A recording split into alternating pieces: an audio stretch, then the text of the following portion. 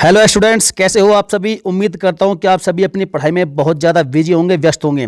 तो फ्रेंड्स, जितने भी लोग एसएससी जीडी का एग्जाम दे रहे हैं तो बिल्कुल कमर को कस लीजिएगा, दिमाग को अपना बिल्कुल तरोताज़ा रखिएगा, क्योंकि लगभग 16 नवंबर से आप एग्जाम शुरू हो रहे हैं और 10-11 दिन बचे हैं। और अभी सिर्फ और सिर्फ रिविज़न करिएगा, जितना हो सके उतना रिवीजन करिएगा और अपनी तैयारी को और पुख्ता बनाइएगा, ताकि अब की बार अंतिम प्रहार हो सके और आप सफलता के शिखर तक पहुंच सके। तो चलिए फ्रेंड्स, इस वीडियो को शुरू करते हैं। मोटिवेशन कोट आपका ये है कि जब आंखों में अरमान लिया मंजिल को अपना मान लिया। जब आंखों में अरमान लिया मंजिल को अपना मान लिया। है मुश्किल क्या आसान क्या, जब ठान लिया तो ठान लिया। तो फ्रेंड्स, यदि ठान लिया है तो अपनी तैयारी दिखाइएगा, आपके तैयारी में दम कितना है। और इसमें आपको एक सेट मिलेगा, एक सेट में 25 क्वेश्चन मिलेंगे। और आपका ये रिवीजन सेक्शन है, देखा जाए तो एक तरह से आपका रिवीजन है। और आपको कमेंट करना है कि आपके 25 में से कितने आंसर सही किए हैं। यदि आपने 25 में से 20 या 19 सही कर देते हो तो फ्रेंड्स, कोई माई कलाल आपको सफल होने से नहीं रोक सकता। एसएससी जीडी में आपका सिलेक्शन होने से कोई भी ताकत नहीं रोक सकती। तो चलिए वीडियो को शुरू करते हैं, धुआं करते हैं। पहला सवाल आपका इस प्रकार से है, पुलित्जर पुरस्कार से किस क्षेत्र में उत्कृष्ट कार्य के लिए सम्मानित किया जाता है? विज्ञान और प्रौद्योगिकी, पर्यावरण अध्ययन, साहित्य और पत्रकारिता, या फिर अंतर्राष्ट्रीय समझ। तो इसका सही उत्तर क्या है? फटाफट से आप कमेंट करिएगा, मेरे साथ साथ वीडियो के साथ साथ ही आपको कमेंट करना है। और यदि आप कमेंट नहीं कर पाए तो आप वीडियो को रोक कर कमेंट कर सकते हैं। यदि मैं ज़्यादा तेज बोल रहा हूँ, वीडियो ज़्यादा फास्ट है, तो आप वीडियो को पॉज करके उसका आंसर कमेंट बॉक्स में लिखिएगा जरूर। लेकिन आपको लिखना जरूर है फ्रेंड्स। आपका जो है, आपको मुझसे प्रॉमिस करना पड़ेगा कि आप इन सभी प्रश्नों का आंसर कमेंट बॉक्स में लिखेंगे। जो नहीं लिखेगा इसका मतलब वह बिल्कुल भी इंटरेस्टिंग नहीं है इस वीडियो में, बिल्कुल भी पढ़ाई में उसकी रुचि नहीं है और वो कोई भी एग्जाम नहीं दे रहा है। तो इसका राइट आंसर क्या होगा? इसका सही उत्तर हो जाएगा ऑप्शन नंबर सी, साहित्य और पत्रकारिता। जो ये पुलित्जर पुरस्कार है, यह साहित्य और पत्रकारिता के क्षेत्र में उत्कृष्ट कार्य के लिए, अर्थात अच्छा कार्य करने के लिए सम्मानित किया जाता है इस पुरस्कार से।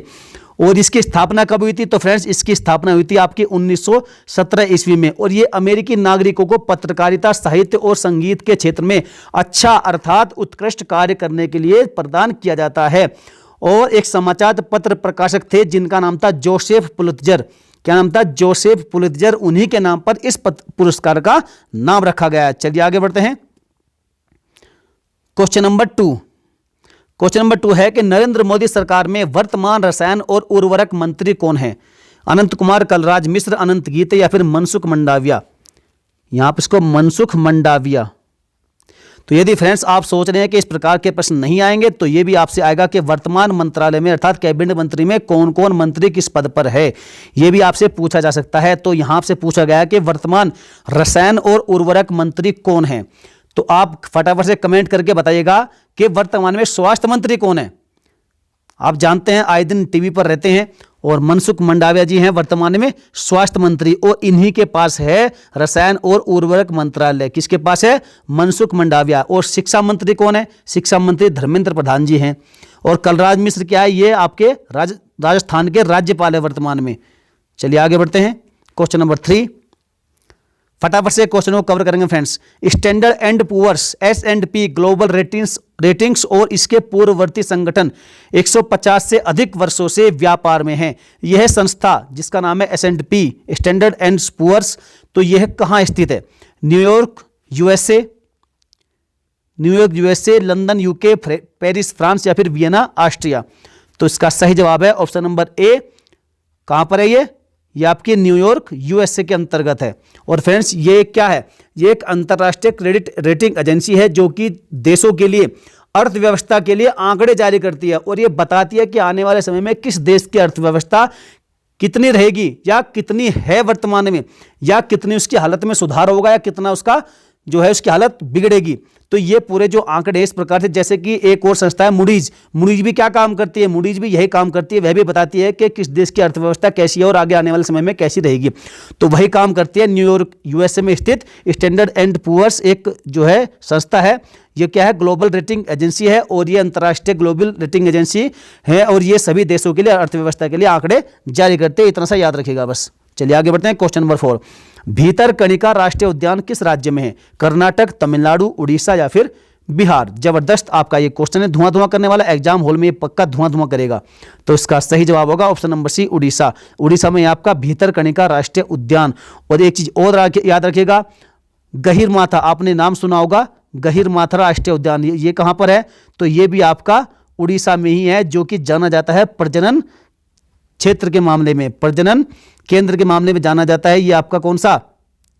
गहीरमाथा राष्ट्रीय उद्यान, जो कि है उड़ीसा में। चलिए आगे बढ़ते हैं। क्वेश्चन नंबर 5, मिस्र की राजधानी क्या है? टिबिलिसी, कायरो, मोगादिशु या फिर जिबूती। तो देखिए फ्रेंड्स, कोई भी एग्जाम ऐसा नहीं होता, खासकर जितने भी जो भी लोअर एग्जाम है, एसएससी जीडी के है, यूपीएसआई है, या फिर कोई पुलिस का कांस्टेबल का एग्जाम है, कोई भी एग्जाम ऐसा नहीं होता जिसमें कि किसी भी देश की राजधानी नहीं पूछी जाती। यहां तक कि जो पीसीएस एग्जाम होते हैं स्टेट के, उनमें भी ये क्वेश्चन पूछे जाते हैं कि किस देश की क्या राजधानी है। तो यदि आप सोच रहे हैं कि आपसे बिल्कुल कोई आसान सा देश पूछ लेगा, तो बिल्कुल नहीं होगा। आपसे ऐसा देश का नाम पूछ रहे जो आपने सुना ही नहीं होगा। चलिए यहां तो मैंने मान लेता हूं कि आपने मिस्र का नाम खूब सुना है, तो बताइए अगर सुना है तो मिस्र की राजधानी क्या है? टिबिलिसी, कायरो, मोगादिशु या फिर जिबूती। तो इसका सही उत्तर है ऑप्शन नंबर बी, कायरो ही मिस्र की क्या है? कैपिटल है। और देखिए यहां आपने सुना होगा एक नहर का नाम है सुएज नहर, और ये सुएज नहर विश्व की सबसे व्यस्ततम, सबसे बिजी मानव निर्मित नहर है। ये क्या है? मानव निर्मित है, कृत्रिम नहर है। ये नेचुरल नहीं है, ये मानव निर्मित नहर है, और ये मानव निर्मित नहरों में से संसार की सबसे व्यस्ततम नहर है। तो इसका जो, और आपने सुना होगा कि जो इसकी ये नहर है, ये नहर का जो ऊपरी किनारा है, जो इसका जो उत्तरी किनारा है, उसका नाम है पोर्ट सुएज। यहां पर Port Said, correction, Port Said, और नीचे वाला का नाम है पोर्ट सुएज। ये भी याद रखिएगा, ये भी आपसे कई बार पूछा जा सकता है कि सुएज नहर का उत्तरी किनारे का नाम क्या है? तो पोर्ट क्या है? Port Said. और जो निचले वाला इसका किनारा है, उसका नाम है पोर्ट सुएज, जो कि सुएज नहर के नाम पर ही रखा गया है। और आप देखिएगा ये है आपकी सुएज नहर मिस्र के अंदर, और ये देखिए यहाँ आपका मुंबई है। यदि भारत से आप यदि यूरोप में जाते हैं, पुर्तगाल की ओर जाते हैं, तो फ्रेंड्स आपको पहले, जब ये नहर निर्मित नहीं होती, तो उससे पहले आपको यहाँ से पूरा ये जो दक्षिणी महाद्वीप है, अर्थात ये जो अफ्रीकी महाद्वीप है, उसका जो एक कैप होप गुड होप, इसको बोलते हैं कैप ऑफ गुड होप, इससे होकर जाना पड़ता था आपको यहाँ से। तो लगभग कितना 19,800 किलोमीटर की दूरी आपको तय करनी पड़ती थी। लेकिन जब ये नहर बनी, तो उसके बाद आपको सीधा यहाँ से, और यहाँ शॉर्टकट आपको ये मिल गया यूरोप जाने के लिए। और ये आपका कितना हो गया? 11,600 किलोमीटर की दूरी मात्र रह गई, और बहुत इसका समय बच गया, बहुत ही खर्चा बच गया। और ये जो नहर है, ये भी जबरदस्त क्वेश्चन है कि ये नहर किन दो सागरों को जोड़ती है? तो भाई साहब, ये भूमध्य सागर को लाल सागर से जोड़ती है। ये आपका मेडिटेरेनियन सी है, भूमध्य सागर है, और ये आपका यहाँ पर लाल सागर है। कौन सा? यहाँ पर लाल सागर है, और ये आपका मेडिटेरेनियन सी। तो इससे इसको जोड़ती है ये सुएज नहर, जो कि विश्व की सबसे अधिक व्यस्ततम मानव निर्मित कृत्रिम नहर है। चलिए आगे बढ़ते हैं। Question number 6, the gin drinkers पुस्तक के लेखक कौन है? अरुंधति रॉय, अनीता देसाई, सागरिका घोष या फिर शोभा डे। तो इसका राइट आंसर है option number C, Sagarika Ghose ने ही लिखी है द जिन ड्रिंकर्स पुस्तक, और ये मोस्ट इंपोर्टेंट पुस्तक है, आपसे पूछ सकते हैं, याद रखिएगा। चलिए आगे बढ़ते हैं क्वेश्चन नंबर 7 की ओर। लाल बहादुर शास्त्री अंतर्राष्ट्रीय हवाई अड्डा एक सार्वजनिक हवाई अड्डा है, यह कहाँ स्थित है? वाराणसी, भागलपुर, कोलकाता या फिर इंदौर। तो इसका सही जवाब हो जाएगा friends option number A, Varanasi में है आपका, वाराणसी उत्तर प्रदेश में है। कौन सा? लाल बहादुर शास्त्री अंतर्राष्ट्रीय हवाई अड्डा, जो कि एक सार्वजनिक हवाई अड्डा है। और फ्रेंड्स याद रखिएगा, जो इस बार का जो 22वां लाल बहादुर शास्त्री पुरस्कार दिया गया है, वो किसे दिया गया है? तो आपसे ये भी पूछ सकते हैं, करंट का क्वेश्चन है कि 22वां लाल बहादुर शास्त्री पुरस्कार किसे दिया गया है? तो वो दिया गया है एम्स के जो डॉक्टर है, कौन? रणदीप गुलेरिया। याद रखिएगा, रणदीप गुलेरिया को दिया गया है ये 22वां लाल बहादुर शास्त्री पुरस्कार। चलिए आगे बढ़ते हैं क्वेश्चन नंबर 8 की ओर। पुस्तक I do what I do on reform, rhetoric and resolve किसके द्वारा लिखी गई थी? सी रंगराजन सुब्रमण्यम स्वामी, रघुराम राजन या फिर अरविंद सुब्रमण्यम। जबरदस्त करंट का क्वेश्चन है ये। तो इसका राइट आंसर है ऑप्शन नंबर सी, रघुराम राजन, जो कि आरबीआई के पूर्व गवर्नर भी थे। इन्होंने ही लिखी है ये पुस्तक, ये वाली आई डू व्हाट आई डू। तो फ्रेंड्स याद रखिएगा, मोस्ट इंपोर्टेंट क्वेश्चन है। वो वर्तमान में जो आरबीआई के गवर्नर है, वे कौन है? उनका नाम है शशिकांत दास। और याद रखिएगा, भारत सरकार ने हाल ही में इनका जो कार्यकाल है 3 साल के लिए और बढ़ा दिया है आरबीआई गवर्नर के कार्यकाल के रूप में। चलिए आगे बढ़ते हैं क्वेश्चन नंबर 9 की ओर। क्वेश्चन नंबर 9 है कि लेंगटेंग वन्य जीव अभयारण्य किस राज्य में स्थित है। देखिए आपने जो मोस्ट इंपोर्टेंट जो भी प्रसिद्ध जो वन्य जीव अभयारण्य नेशनल पार्क है उन सभी के बारे में सुना होगा, लेकिन साथियों ऐसे ऐसे नाम भी हैं लेंगटेंग और ये अक्सर पूछे जाते हैं। तो बताइए कौन से राज्य में है, तो ये है आपका ऑप्शन नंबर डी, मिजोरम राज्य में है आपका कौन सा लेंगटेंग वन्य जीव अभयारण्य, याद रखिएगा। और असम में कौन से हैं, असम में दो प्रमुख बताइए नाम, तो उनका नाम है काजीरंगा और मानस नेशनल पार्क। चलिए आगे बढ़ते हैं क्वेश्चन नंबर 10 की ओर। क्वेश्चन नंबर 10 है कि सतपुड़ा राष्ट्रीय उद्यान निम्नलिखित में से किस राज्य के होशंगाबाद जिले में स्थित है। उत्तर प्रदेश, आंध्र प्रदेश, मध्य प्रदेश या फिर हिमाचल। तो देखिए फ्रेंड्स जो ऑप्शन हैं विकल्प हैं उनको एलिमिनेट करने की आपको ट्रिक आनी चाहिए। तो देखिए आप अनुमान लगाइएगा, सतपुड़ा राष्ट्रीय उद्यान उत्तर प्रदेश में बिल्कुल नहीं है, आप जानते हैं, और ये हिमाचल प्रदेश में नहीं हो सकता, आप ये भी जानते हैं। तो अब बच्चे दो, अब इनमें से आपको एलिमिनेट करना है। तो एलिमिनेट करिए, यदि आपने थोड़ा भी अनुमान लगाया तो सतपुड़ा रेंज कहाँ पर है, मध्य प्रदेश के एरिया में है, तो इसलिए ये मध्य प्रदेश इसका राइट आंसर हो जाएगा। एमपी में आपके सतपुड़ा राष्ट्रीय उद्यान जो कि एमपी के होशंगाबाद जिले में है। चलिए आगे बढ़ते हैं क्वेश्चन नंबर 11। और हाँ फ्रेंड्स एक चीज और याद रखिएगा, जो ये राष्ट्रीय उद्यान है इसे अभी हाल ही में T4 अवार्ड भी दिया गया, किसके लिए, टाइगर रिजर्व्स के लिए। कौन सा, T4 अवार्ड दिया गया है टाइगर रिजर्व्स के लिए, किसको, सतपुड़ा राष्ट्रीय उद्यान को। चलिए आगे बढ़ते हैं क्वेश्चन नंबर 11। गिरना बांध निम्न में से किस राज्य में है, मध्य प्रदेश, तमिलनाडु, केरल या फिर महाराष्ट्र। मोस्ट इंपोर्टेंट क्वेश्चन है, इसका राइट आंसर हो जाएगा ऑप्शन नंबर डी, गिरना बांध गिरना नदी पर कहाँ है, महाराष्ट्र में है, याद रखिएगा। और महाराष्ट्र में और क्या है बताइए, कार्ले की गुफा, आपने नाम सुना होगा कार्ले की गुफा, ये भी आपकी कहाँ पर है, ये भी आपकी महाराष्ट्र में ही है। और एक और है कौन सी, कन्हेरी की गुफा, ये भी याद रखिएगा, अक्सर पूछा जाता है कि कार्ले और कन्हेरी की गुफा किस राज्य में है, तो एमपी, ये है आपके महाराष्ट्र में। चलिए आगे बढ़ते हैं क्वेश्चन नंबर 12। विश्व हिंदी दिवस किस दिन मनाया जाता है, 14 सितंबर, 25 मार्च, 10 जनवरी या फिर 8 जनवरी। जबरदस्त क्वेश्चन है, इतना आसान इस क्वेश्चन को मत लीजिएगा। क्वेश्चन की मैंने आपको पहले भी कहा कि क्वेश्चन की प्रकृति को भांप लीजिएगा, पहले अच्छी तरह से उसको इत्मीनान के साथ में क्वेश्चन को पढ़ लिया करें, क्योंकि एग्जाम हॉल में जल्दबाजी में आपसे अक्सर गलतियां हो जाती है। तो इसका राइट आंसर क्या है फ्रेंड्स, यदि आप 14 सितंबर सोच रहे हैं तो आप बिल्कुल 100% रॉन्ग है, क्योंकि 14 सितंबर को राष्ट्रीय हिंदी दिवस होता है, भारतीय हिंदी दिवस होता है कब, 14 सितंबर को। इसलिए हम 14 सितंबर को हिंदी दिवस मनाते हैं अपना भारत का, राष्ट्र का। लेकिन आपसे पूछा गया विश्व, यदि हाँ विश्व जुड़ गया तो इस क्वेश्चन की प्रकृति बदल गई भाई साहब। तो इसका राइट आंसर हो जाएगा ऑप्शन नंबर सी, 10 जनवरी को मनाते हैं विश्व हिंदी दिवस। चलिए आगे बढ़ते हैं क्वेश्चन नंबर 13। सरस्वती सम्मान किस क्षेत्र में दिया जाता है, इतिहास, विज्ञान, साहित्य या फिर सामाजिक सद्भाव। मोस्ट इंपोर्टेंट क्वेश्चन है, right answer option number C, साहित्य के क्षेत्र में दिया जाता है आपका कौन सा, सरस्वती सम्मान। और बताइएगा आप कमेंट करके 2020-21 का जो सरस्वती सम्मान है वो किसे दिया गया है, फटाफट से आप कमेंट करिएगा। तो फ्रेंड्स यदि आपको नहीं मालूम है तो मैं आपको बता देता हूं, जो 2020-21 का जो सरस्वती सम्मान है वो 30वां सम्मान था। कौन सा, वो 30वां सम्मान था। और वो किसे दिया गया है, तो एक मराठी लेखक थे जिनका नाम डॉक्टर शरण कुमार लिम्बाले, क्या नाम था, डॉक्टर शरण कुमार लिम्बाले, जो कि मराठी लेखक थे। उनको उनके मराठी उपन्यास जिनका नाम है सनातन, ये जबरदस्त फैक्ट है, याद रखिएगा इसको। सनातन नाम का उपन्यास है इनका, मराठी लेखक का, जिसका नाम था डॉक्टर शरण कुमार लिम्बाले। और इस सनातन उपन्यास के लिए ही इनको 30 मार्च 2021 को ये सम्मान दिया गया था, कौन सा, सरस्वती सम्मान। और याद रखिएगा, और जो इनकी पुस्तक की जो उपन्यास था ये 2018 में प्रकाशित हुआ था। कब हुआ था, ये 2018 में प्रकाशित हुआ था। और उनको सरस्वती सम्मान मिला है कब, 30 मार्च 2021 को। और सरस्वती सम्मान के बारे में याद रखिएगा, ये इसकी शुरुआत कब हुई थी, तो इसकी शुरुआत हुई थी 1991 में। कब, 1991 में इस सम्मान की शुरुआत हुई थी। और जो पहला सरस्वती सम्मान था वो किसे दिया गया था, वो हरिवंश राय बच्चन को दिया गया था, ये भी याद रखिएगा।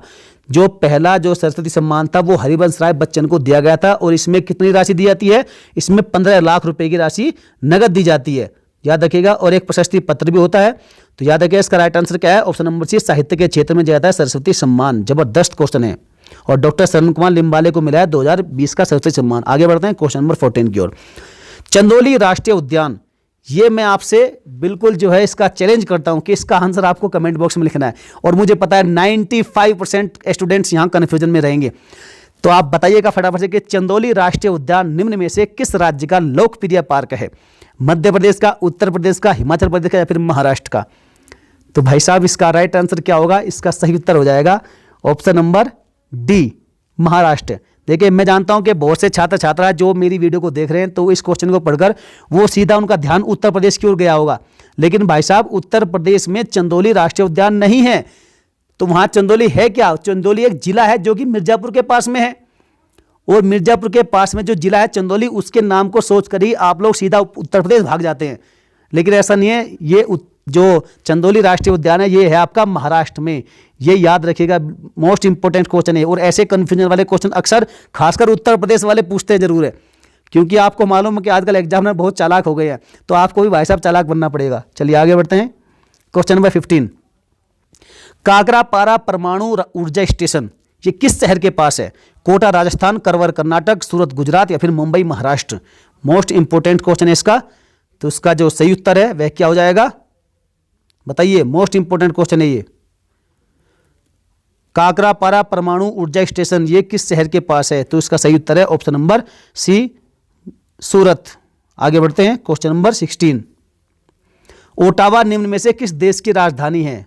मोस्ट इंपोर्टेंट क्वेश्चन है, बताइए ओटावा किस निम्न में से किस देश की राजधानी है? तो भाई साहब जो ओटावा है ये आपके कनाडा की राजधानी है। कनाडा की क्या है राजधानी?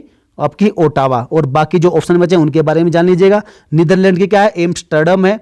और जो ये ऑस्ट्रेलिया है इसकी आप जानते हैं कैनबरा है। और ऑस्ट्रेलिया की वियना है, आप जानते हैं इन सभी के बारे में। चलिए आगे बढ़ते हैं। Question number 17, Saurashtra cricket association stadium एक क्रिकेट स्टेडियम है, यह किस शहर में स्थित है? नागपुर, कानपुर, राजकोट या फिर अहमदाबाद? देखिए फिर से आपका एलिमिनेट करने का आपके जो है आप लगाइएगा, अपनी ट्रिक लगाइएगा, अपना दिमाग लगाइएगा कि इसका राइट आंसर क्या होगा। अब एलिमिनेट करिएगा। तो देखिए सौराष्ट्र क्रिकेट, सौराष्ट्र कहाँ होगा? गुजरात में होगा, जाहिर सी बात है। तो नागपुर महाराष्ट्र में ये नहीं हो सकता, कानपुर उत्तर प्रदेश में ये भी नहीं हो सकता, बचा आपका राजकोट और अहमदाबाद।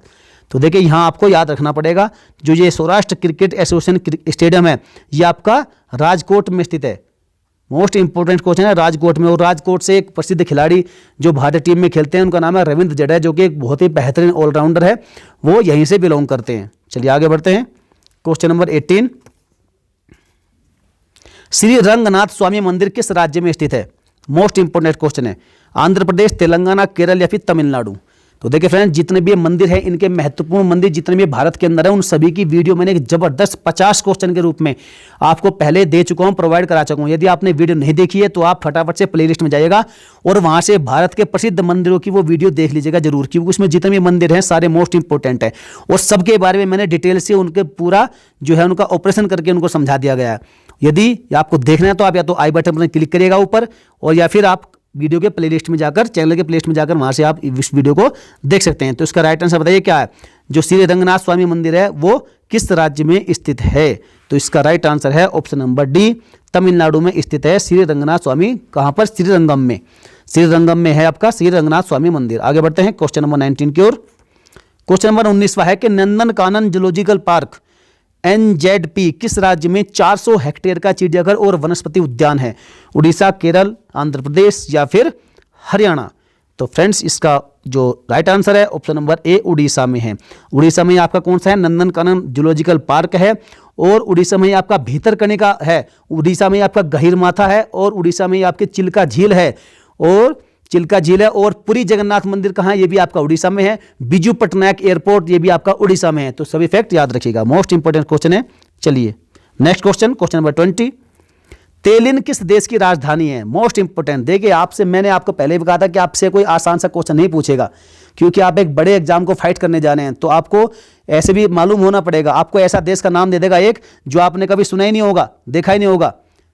तो भाई साहब अभी क्या होगा इसका right answer? Estonia, Ukraine, Canada, Poland? Canada Poland नहीं होंगे, ये आप जानते हैं। कनाडा पोलैंड की राजधानी आप जानते हैं। तो इसकी क्या है? इसकी आपकी जो वारसा है, इसकी आपकी ओटावा है, मैंने आपको बता दिया है। और यूक्रेन की राजधानी क्या है? यूक्रेन की जो कैपिटल है वो कीव है, कीव। तो बचा आपका एक एस्टोनिया। तो एस्टोनिया की राजधानी होगी आपकी तेलिन, याद रखिएगा, मोस्ट इंपोर्टेंट क्वेश्चन है ये। Next question number 21, Nokrek national park NNP कहाँ स्थित है? असम, उड़ीसा, मध्य प्रदेश या फिर मेघालय? जबरदस्त क्वेश्चन है फ्रेंड्स। तो इसका जो राइट आंसर है option number D, Meghalaya, Meghalaya में है स्थित आपका नोकरेक नेशनल पार्क, और ये मोस्ट इंपोर्टेंट है, ये अक्सर पूछा जाता है परीक्षा में। और मैं बता रहा हूँ जितने भी एसएससी जीडी वाले हैं भाई साहब, छाप लीजिएगा, 5 स्टार लगा लीजिएगा, इसको रट कर जाइएगा। नोकरेक नेशनल पार्क कहाँ पर है आपका? मेघालय में है। और इसकी भी मैंने आपको एक जबरदस्त खतरनाक बिल्कुल ट्रिक के माध्यम से, मैप के माध्यम से एक वीडियो प्रोवाइड कराई थी पहले। यदि आपको देखनी है तो फिर से आप आई बटन पर क्लिक करिएगा या फिर आप जाइएगा चैनल की प्लेलिस्ट में, वहां से वो धुआंधार जो वीडियो है नेशनल पार्क की, जितने भी भारत के मोस्ट इंपोर्टेंट नेशनल पार्क है उन सभी के बारे में मैंने डिटेल से और विद मैप पूरी चर्चा के साथ में समझाया है। चलिए, कहां पर है ये? मेघालय में। और आप जानते हैं कि सबसे अधिक जो नेशनल पार्क है कहां पर है? वो आपके एमपी में है सबसे अधिक। कितने हैं? 9 हैं, और 9 ही आपके अंडमान निकोबार द्वीप समूह में है, याद रखिएगा। चलिए आगे बढ़ते हैं। क्वेश्चन नंबर 22, फुगड़ी एक लोक नृत्य है, यह किस राज्य से संबंधित है? ये भी जबरदस्त क्वेश्चन है, आपसे नृत्य से और लोक नृत्य से संबंधित क्वेश्चन बनता है, पूछा जाता है। कर्नाटक, महाराष्ट्र, गुजरात या फिर गोवा? तो इसका सही जवाब हो जाएगा ऑप्शन नंबर डी, गोवा। तो देखिए, गोवा का एक राष्ट्रीय लोक नृत्य है, ये राष्ट्रीय कह रहा हूं मैं, जो लोक नृत्य है कौन सा? फुगड़ी। ये कहाँ का है? गोवा का प्रसिद्ध लोक नृत्य है, याद रखिएगा। और साथियों, आपने गोवा के बारे में सुना है कि गोवा क्या कर रहा है कि आजकल अपनी योजनाओं के लिए बहुत चर्चाओं में है। और गोवा के जो कैंडोलिम गांव है उसमें भारत का पहला दारू संग्रहालय या फिर वाइन म्यूजियम भी खोला गया है, याद रखिएगा। कहां पर? गोवा के कैंडोलिम गांव में क्या खोला गया है? दारू संग्रहालय, शराब संग्रहालय, जिसे वाइन म्यूजियम भी कहते हैं, वो खोला गया है। मोस्ट इंपोर्टेंट क्वेश्चन है। और पणजी से लगभग कितना है ये? पणजी से लगभग 15 से 20 किलोमीटर की दूरी पर है ये आपका कैंडोलिम गांव, जहां मैंने बताया कि कहां खोला गया है दारू का म्यूजियम। आगे बढ़ते हैं। क्वेश्चन नंबर 23, पुनर्निर्माण और विकास EBRD के लिए यूरोपीय बैंक का हेड ऑफिस कहां है? तो देखिए, यदि ऐसे क्वेश्चन आपके एग्जाम में आ गए तो भाई साहब दिमाग चकरा जाएगा बिल्कुल, क्योंकि आपने यदि ये नहीं पढ़े, यदि आप इनको स्किप करके आप एग्जाम हॉल में चले गए तो भाई साहब फिर एग्जाम पूरा स्किप हो जाएगा। तो लंदन, पेरिस, वियना या फिर जेनेवा? इसका राइट आंसर होगा option number A, London. London में है आपका पुनर्निर्माण और विकास के लिए यूरोपीय बैंक का हेडक्वार्टर। आगे बढ़ते हैं। क्वेश्चन नंबर 24, बाकू निम्न में से किस देश की राजधानी है? इंडोनेशिया, रूस, जिबूती, अजरबैजान? तो देखिए, आपने अक्सर सुना है कि इंडोनेशिया की राजधानी क्या है, आपने पढ़ा होगा, जकार्ता है। रूस की मास्को है। और अजरबैजान की राजधानी आपकी बाकू। और बाकू, अजरबैजान आपने सुना होगा, कुछ साल पहले बहुत चर्चा में रहता है कि यहाँ पर बड़ा ही भयंकर विस्फोट हुआ था, इसमें बहुत लोग मारे गए थे इसके समुद्र के किनारे पर। तो फ्रेंड्स, इसका राइट आंसर है अजरबैजान की ही कैपिटल है आपकी बाकू। अब बचा जिबूती। तो भाई साहब, जिबूती की जो कैपिटल है वो जिबूती ही है, ठीक है साथियों। इसका राइट आंसर क्या है? अजरबैजान। और जो जिबूती है, जिबूती की राजधानी जिबूती है। और याद रखिएगा, इंपोर्टेंट जबरदस्त फैक्ट बता रहा हूं, जो हमारे वर्तमान राष्ट्रपति रामनाथ कोविंद जी, जब वे राष्ट्रपति बने थे तो राष्ट्रपति बनने के बाद उनकी पहली विदेश यात्रा कहां हुई थी? जिबूती में हुई थी।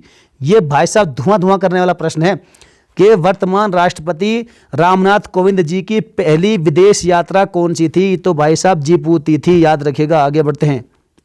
क्वेश्चन नंबर 25, लोकप्रिय गोपीनाथ बोरदोलोई अंतर्राष्ट्रीय हवाई अड्डे की सेवा किस शहर से होती है? अहमदाबाद, कोची, कोझिकोड या फिर गुवाहाटी? मैं समझ रहा हूं कि आप भी क्या समझ रहे हैं इसका राइट आंसर। यदि आप इसका सही उत्तर अहमदाबाद सोच रहे हैं बोरदोलोई के नाम से, तो भाई साहब 100% आप रॉन्ग हैं, क्योंकि मैं जानता हूं कि आप बारदोली आंदोलन से इसको जोड़कर देख रहे होंगे, तो ऐसा नहीं है बिल्कुल भी। ये जो गोपीनाथ बोरदोलोई है भाई साहब अंतर्राष्ट्रीय हवाई अड्डा, ये कहां पर है? ये गुवाहाटी है। तो इसका असम की राजधानी है कौन सी? असम की राजधानी दिसपुर। यहां भी कुछ लोग गलती करते हैं, असम की कैपिटल गुवाहाटी को सोचते हैं।